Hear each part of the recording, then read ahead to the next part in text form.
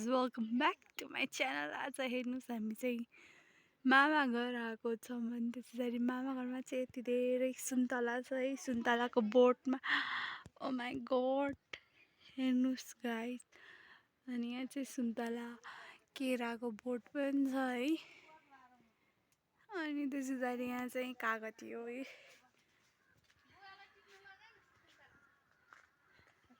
मैले भर्खरै अघि टिपेको थिएँ एउटा कागती, कस्तो राम्रो छ हेर्नु न, कत्रो ठुल्ठुलो सुन्तला जस्तै छ कागती पनि। सुन्तला चाहिँ यहाँ छ।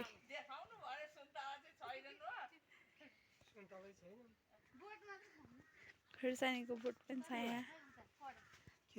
ल हाम्रो हजुरबा चाहिँ अब सुन्तला टिप्न लागिरहनु भएको छ। सुन्तला अब टिपेर खुवाउनु पर्यो निता नातिनीलाई। के भन्नु त धेर फलेनन् नि अहिले यो केराको झाङले गर्दा होला धेर फलेनन्, सेप भयो। टिप्नु त्यहाँभित्र एउटा रातो रहेछ पाकेको।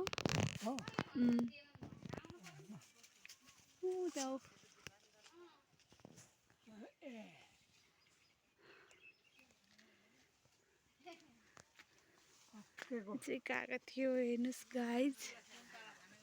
यहाँ पनि रहेछ पाकेको सुन्तला त। ल अब झऱ्यो झऱ्यो पाकेको सुन्तला। यतातिर पनि छ सुन्तला।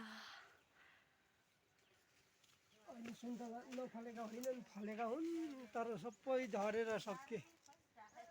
सकिएर यस्तो भयो। झरेर सक्यो गाइज। खै कुन टिप्नु?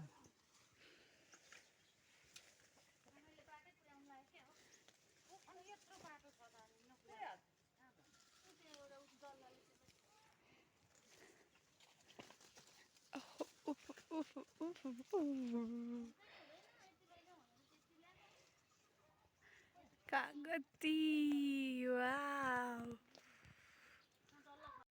Guys this much for today. अरू चाहिँ अब नेक्स्ट ब्लगमा हेर्नु होला। Thank you, bye by.